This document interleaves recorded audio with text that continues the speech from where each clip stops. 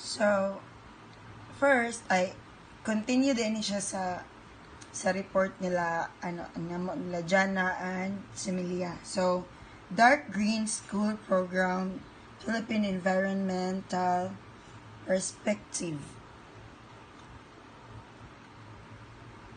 So, a dark green school, or DGS, is a school that delivers environment education through assimilation of an environmental philosophy by the students in formal lesson as well as in activities outside the classroom. So, pasensya kay guys, akong tingo guys kay katumagin ni siyang city a day. Pasensya. So, accordingly, school must be clean and neat as evidence of good management and housekeeping. So, kinahanglan din na siya sa atong environment, no? Sa atong school and also sa atong balay kay isud pod hugaw kay tagbalay ma'am, siya hinlo kay tagnaw. So, B is call for green spaces, appropriate land use, planning, conservation of materials and energy, proper waste management, segregation, use of appropriate materials, and avoidance of harmful ones, and respect to others' right to smoke-free air.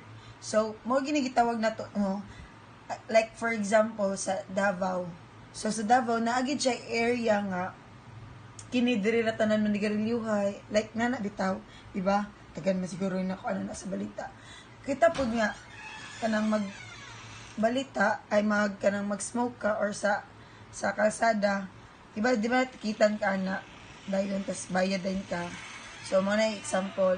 So ang letter C is have management policies and guidelines that would create a healthful and ecological campus. So, napo na siya mga, di ba, kinahanglan kita i-guide ana sa atong mga, para helpful atong campus. So, letter D is have a well-planned environmental curriculum for all levels. Asa ni adequately oriented and trained faculty and administrative, library, and financial support. So, kinahanglan gid ana natin siya yung mga financial, di ba? Kay isud po, so na siya pagbuhat o wala lang gitay. Pero, pwede man ito siya mapangitaag para pamaagi, like kanang mga recyclable, pero kinahanglan gyapon taog financial. So, next is have a faculty and students who are aware of and appropriate the environmental program of the school. So, kita nga, students, aware kita nga mo appreciate sa environmental sa itong school. Diba? So, F, reach out to an outside community to spread concern for Mother Earth and facilitate projects and programs that improve the environment. So, pasensya kay lihog kay ang camera guys, kay nag-phone ra ko. Nga walay stand. Ay, sa guys, off na ko. Electric fan kay Saba. So, G, engage in research that adds knowledge in the ways of nature and the impact of human activities rather. So, mag-add yung tag knowledge no nga kini nga pamaagi bitaw sa atong kay para kini atong mga gipangbuhat kay makuan na to siya makuan sa ato ba as a human.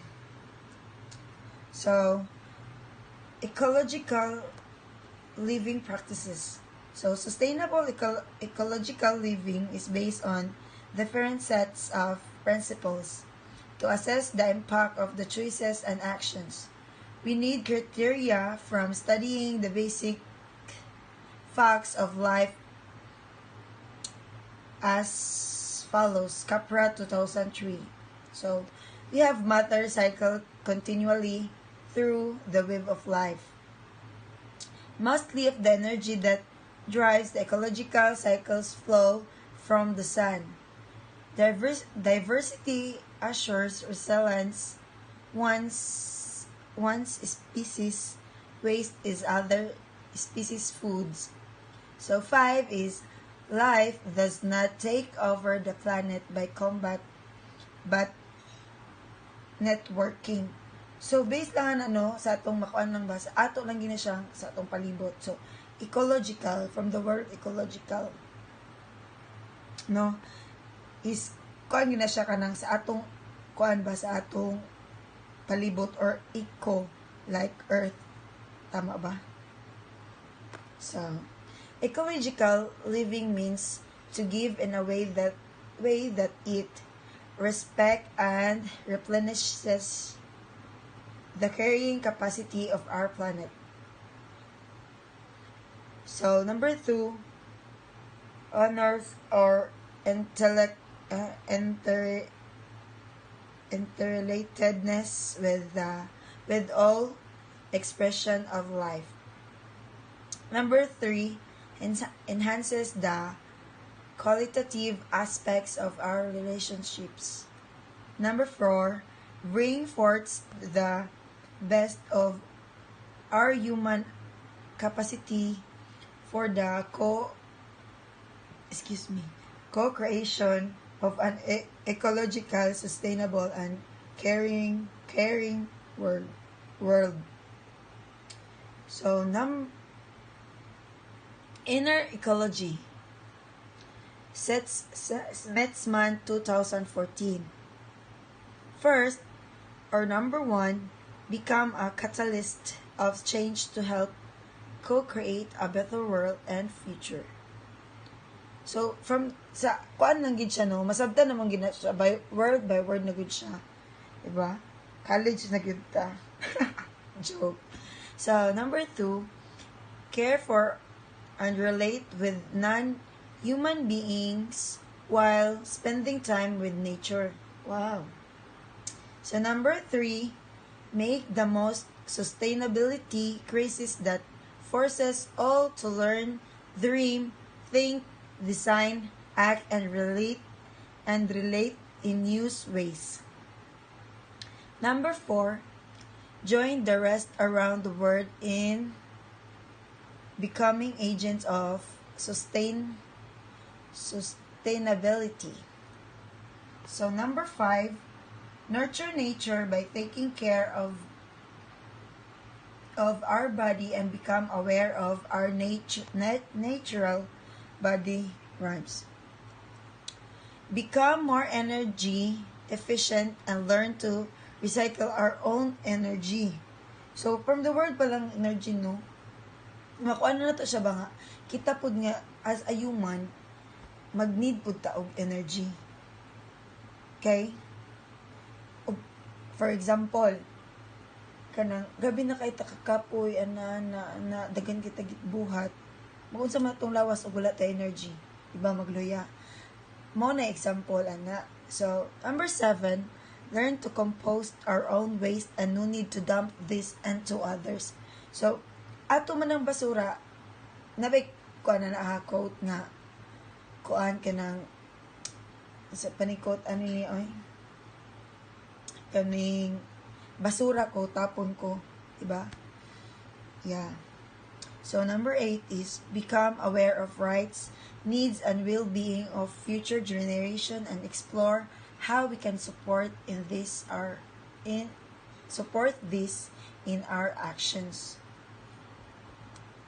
So author Ecology, Smetsman 2014. So kato, ang first is the inner, and the second is outer ecology.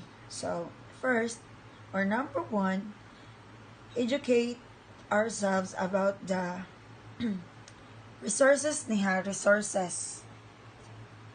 we, our family, and or organization utilize to fulfill and sustain our needs. mo na ang outer ecology. So, we have that sa number 2, naagid tay tulo ka or upat ka R. That what katong na siya naka-report ani, di ba? So, naagid tay upat ka R. So, atong i-name ang upat ka R, no? Ang reduce, reuse, repurpose, and recycle. So, sa una, nara na siya tulo ka R. So, means, ang tulo ka R is reduce, reuse, recycle. So, karon kay ni upat na siya, na siya repurpose. Pero pare-pareha naman na siya ang repurpose o recycle. So, number 3, be aware of the real price of goods and services that we use. Cheap products often have hidden cost or of example, ang EG, which is, unsay main ano niya, example, the cost of child labor, animal cruelty, or and use rainwater. Number 7, create an organic vegetable garden. So, number 7, sa una, since elementary to high school, nabi tayo, like, just like we called,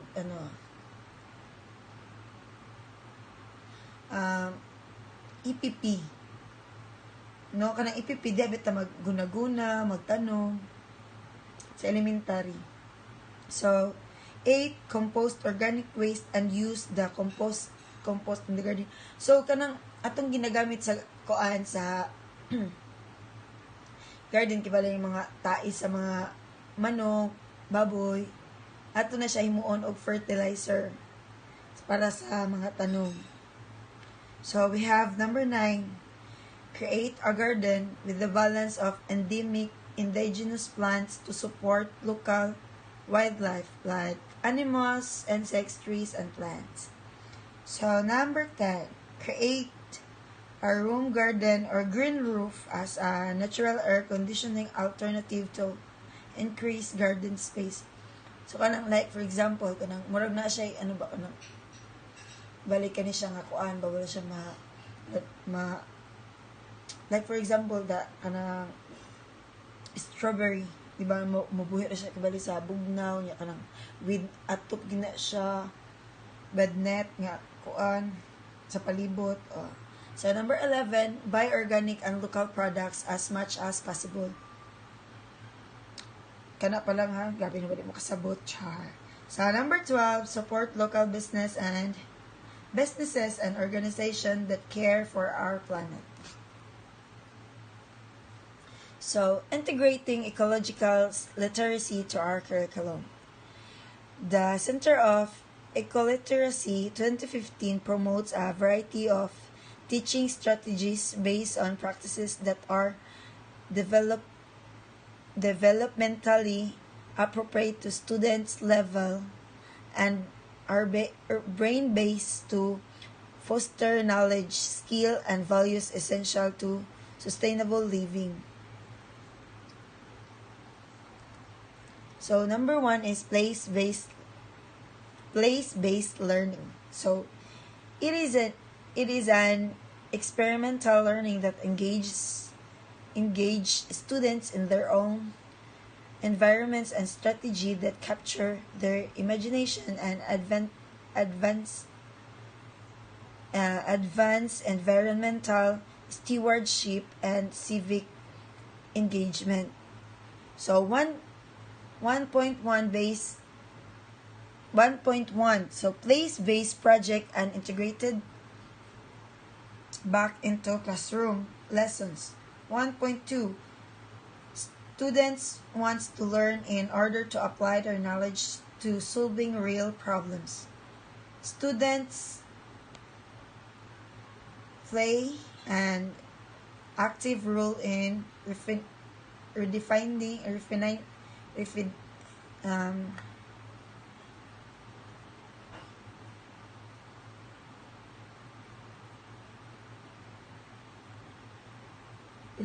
and creating project. a recreating project.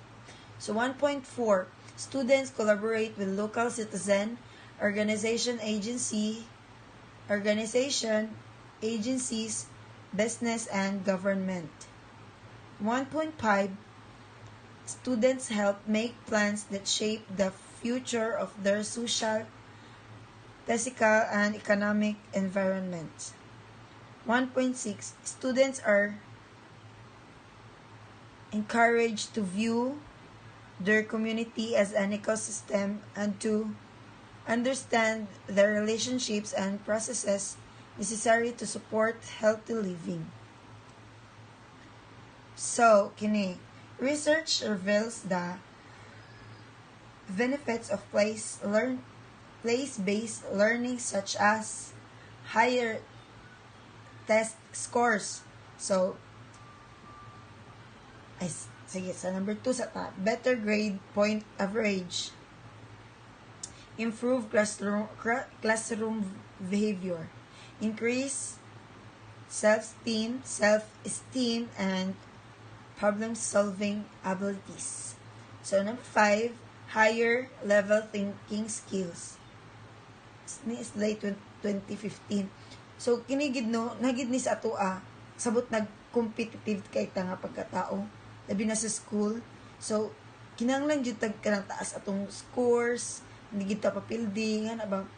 Pero, dili po na to siya. For example, niya, dili po na to siya kuan kanang kung sa rin makaya na to diha ra jud. Pero og kanang gustuhon gid nimo nga maabot ato gid siyang paningkamutan. So 2, project-based learning. It is a strategy that involves students in projects that use a variety of resources including the community, technology, outside experts, written resources, and the web. While the teacher usually serve as facilitator of learning. Using this strategy, research show its impact on learners such as increased critical thinking of students, fostered positive attitudes towards subjects such as mathematics, and exemplary performance with conceptual questions and applied problems. So, kinahanglan gitag kuan nga positive gid nga attitude bitaw samot na og mathematics atong subject. So, improve positive study and work habits, solving problem capabilities, and self-esteem. Socratic inquiry. This is named after the Greek philosopher Socrates or Socrates. So, who believed that question, not answers, stimulate learning. Si Greek philosopher Socrates. So, strategy impacts student learning as evidenced by the following outcomes. Students reveal their beliefs, misconceptions, and values, and eventually clarify their thoughts related to the topic being discussed. So, 2, students become more adept in critical thinking. Number 3, students improve their listening skills and learn to better articulate their thoughts and ideas and become more tolerant of diverse opinions. So, number 4, So, balik ta sa number 3. So, nasabta naman gid nato siya, no? Kidriya lang yun kung bisan pag high school, makasabot na jud siya ani. So, college naman ta, makasabot na jud ta. So, experimental learning. It promotes students involved in the real world and defines the teacher role as a facilitator of learning. The process of learning leads to behavioral outcomes. It is based on the premise that learning is an active and continuous process with experience at its foundation. So example lang na ko ang 21st century ron, no? Kuan na biya ka na, pwede na ta mag-ask og question sa teacher. No? Pwede na ta mag-ask. Sa una manggid daw, kaya dili gid siya pwede mag-ask og mga sa teacher. O, karon nga, 21st century pwede na daw. So, 4.1, experimental learning is vital to schooling for sustainability. 4.2, only through direct contact with the natural world will students develop an understanding of fundamental ecological principle. 4.3, by working with others to solve real problems, they also develop skills that are at the heart of sustainable living. So 4.4, when students participate in experimental learning, they frequently follow the learning cycle. So kita nga mga students pa, nagid na siya cycle, no? Nga makasabot jud ta. Like nagid na siya cycle na kanang sa ako lang niya, kaya magtudlo ang maestra, so maminaw ta, pag makasabot ta, pansiron ta, pag abot sa balay, pa-assignmenton ta, para pagkaugma, naatay or naabagid tayo na sabtan. So, when the students participate in experimental learning, they frequently follow the, So, we have the 4.5. This is the process that starts with unstructured exploration followed by concept formation and application. So, number 5, disciplinary learning. It emphasizes connection between traditionally discrete. So, the following are advantages of disciplinary learning. So, we have 5.1, when teaching and learning are organized around themes, problems, or issues, students seek knowledge and skills from a variety of disciplines to provide an expanded and more complex understanding of the topics. So, 5.2, when done well, interdisciplinary approach eliminates fragmentation and learning of isolated skills. 5.3, it allows students to access a particular theme from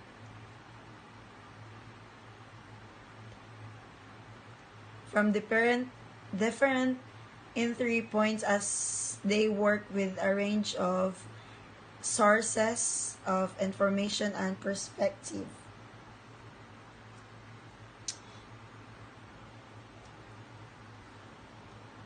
So 5.4, it also allows teachers to better differentiate instructions and create more interesting and rich methods of assessment. 5.5, it increases students' motivation for learning as well as their level of active engagement.